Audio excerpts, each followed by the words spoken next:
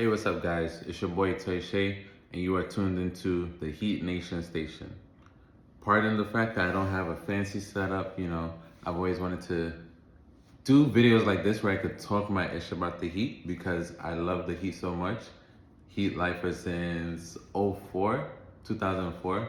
Maybe I'm dating myself a little bit, but Heat lifer over here. And for obvious reasons, to any Heat fan at least, I just love this organization because we're always doubted.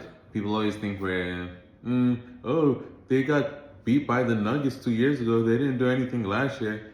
Yeah, but I think we've had the best outcome in the East, maybe with the exception of the Boston's, that team. But other than that, I'm so proud of our team because we always surpass people's expectations. And Heat Nation, I think we're going to do the same again this year. And that's what we're about to get into. Listen, this is a new channel. I know people say like, subscribe, so yeah, you could do all that stuff. Really, I actually just want to comment. So if you're watching this, I just need to know that someone out there watched this video, and that's actually kind of gonna make my day. So just leave a comment. That'll be enough for me. But what I want us to do is to go into a few of my personal predictions for this year, or my assessment. Maybe not. Let me not say predictions. I'll do predictions at some point later, but I'll say right now my assessment of the roster that we have and why we should be excited. Right? This is not me being an optimist, because I'm not an optimist per se. I believe in the Heat, and we tend to live up to expectations a lot of the times. Sometimes we fall short. It is what it is. But yeah, let's get into it. So I'm gonna start with some of the guys that maybe come. Actually, I'll mix it up. Some starters and then some bench guys, right? But let's look at each player one by one, and let's go through our depth chart basically. Let me just start with the main guys, right? You have Tyler and Rozier, our backcourt. People think this won't work. I don't know why people think that.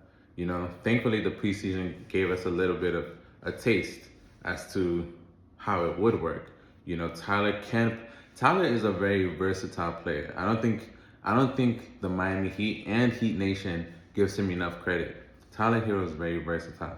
Yes, he makes some silly mistakes here and there, but other than that, he's a good rebounder, a good passer. He's actually a decent defender, a very improved defender. So he's a good guy at your shooting guard or point guard spot because he can make plays. It's all about what we have to remember, that he's limited a little bit to what his role is and what Spo allows him to do. With that being said, you have Terry Rozier as well, who's an amazing ball handler. Between the two of them, it's just like a double threat, right? And Spo's a genius coach, obviously. He's going to place them within their comfort zones for the most part. And, Terry Rozier understands that he's just entering this team this year. He also kind of has to accommodate everyone else's style of play. I don't see any reason why the two of them starting together would be an issue. And they are not defensive liabilities. That's cap. I'm not jacking that. I mean, don't get me wrong. They're not necessarily Drew Holiday or something, right? But Tyler Hero's been doing great with steals. Terry Rozier, he seems to be pretty.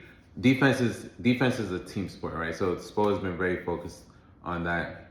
They're gonna be fine defensively. Offensively, I'm not saying they're like the baddest duo in the world, but they're not bad at all. And with that being said, let's get to Terry Rozier. Terry Rozier is slept on by Heat Nation. Terry Rozier was nice on the Bobcats. I call them the Bobcats, yes. Terry Rozier was that guy before he came to Miami.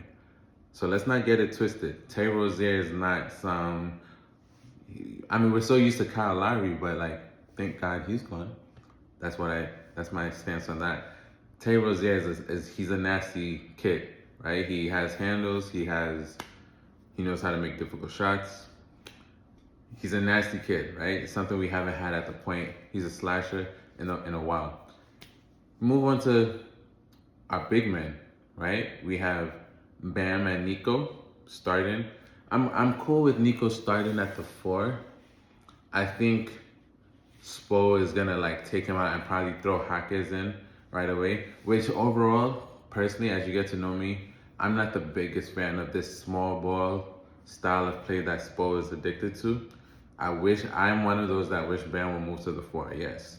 Um, and unlike most of Heat Nation, I don't necessarily want him to to the four to accommodate Weir.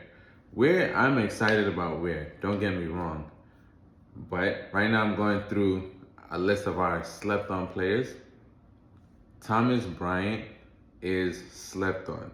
Hear me out, guys. Hear me out. If Bam is starting at the four, Thomas Bryant is someone who plays with aggression, understands the assignment. He's a hustler. He knows what his job is, right? I think he gets a lot of flack. I actually don't know why, because he hasn't even played enough to get the kind of flack that he does. I think we confuse Eric Spo not playing him with him being unreliable. That's not the case. He's another player who was balling out on when he got playing time before he came to the Miami Heat. And when he does get playing time on the Miami Heat, whether you think of last year when Bam was out or even the preseason, he plays really well. So having someone like him play so that Weir can actually come off the bench, or you throw Kevin Love in there if that makes the more sense, that'd be great. Same thing with Nico. I love Nico. His ball handling, his passing ability. He's a jump shooter, and he's also hungry. He can come off the bench at the four.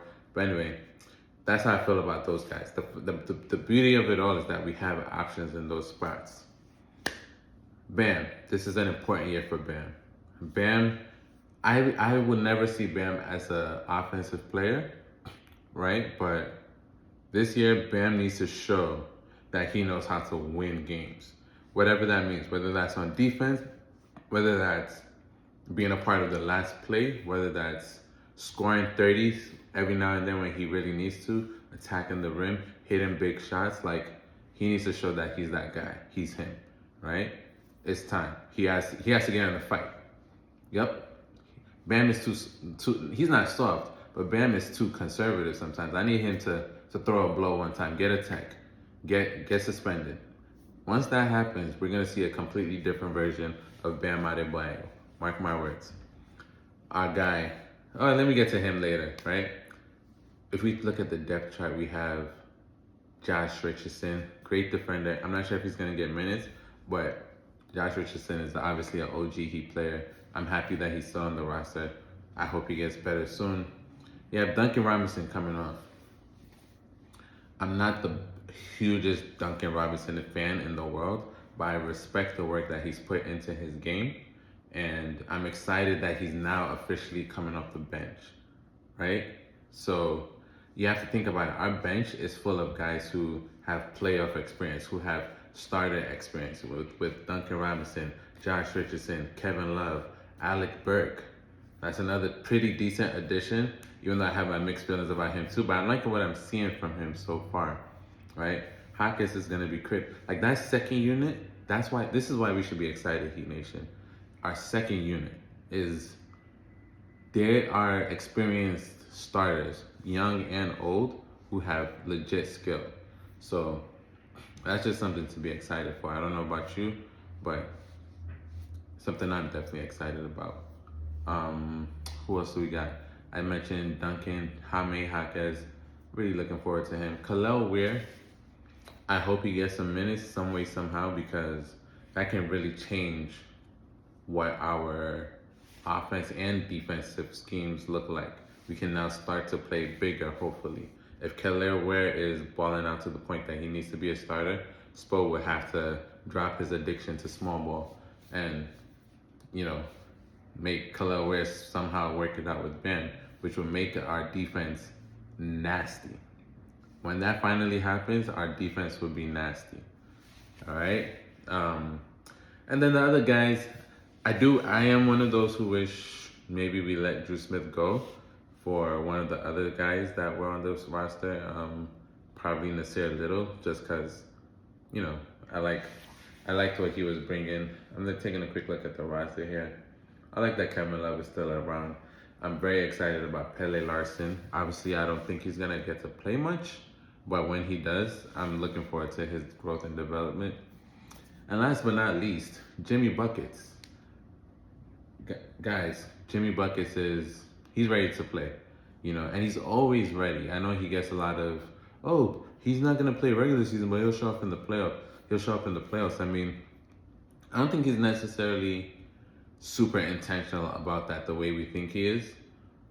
He does want to play ball regular season too, but understand Jimmy has never been a crazy ball hog or a crazy offensive player, to be honest. Even if in his prior roles, I mean, in the playoffs of that season that we went to the finals and everything like that, yeah, he let everyone know that he is indeed him, and he still is. Like, he has that confidence, he has that battery in his back that would motivate the other guys like Tyler, Rozier, and Bam to like have his back and ball out. Like, it's gonna be an interesting year. Like, I think everyone has a little bit of a chip on their shoulder, especially Bam and somewhat Tyler have a chip on their shoulder that is gonna be exciting to watch them play alongside Jimmy, who has a natural chip on his shoulders and his head and everything. He's like a moving chip, So always trying to prove something. Anyway, I think I went through the whole squad. I really do think that the Heat, overall, I predict that we're gonna win a lot of games. A lot of games. We're gonna beat people's favorite teams. It's not gonna be like last year where we were losing to good teams and beating bad teams. This year we're gonna beat good teams. I genuinely think that we're gonna be better than we were last year. Will we be a playing team? I really don't think so. The East is a bit tough, but a playing team, no. I think we'll comfortably be out of that play-in spot. But let's hopefully we stay healthy. And lastly too, I think that's another advantage of ours. If we have some injuries, I don't think we're screwed. I think we have guys who are able to legitimately step up. And I'm even including Jimmy Butler. If Jimmy Butler gets hurt, the guy you get to throw in there is a Hawkes who, he's not Jimmy Butler, but he's gonna bring a different dynamic to what the starting five already have. So listen, guys, that's all I have. Thanks for rocking out with me for 13 minutes for my first ever fan YouTube channel for the Miami Heat. And hopefully more to come from Heat Nation Station. And I'll try and get you a better setup for anybody who cares to watch. Or maybe it's just gonna be me that's gonna be watching my videos back. Yeah.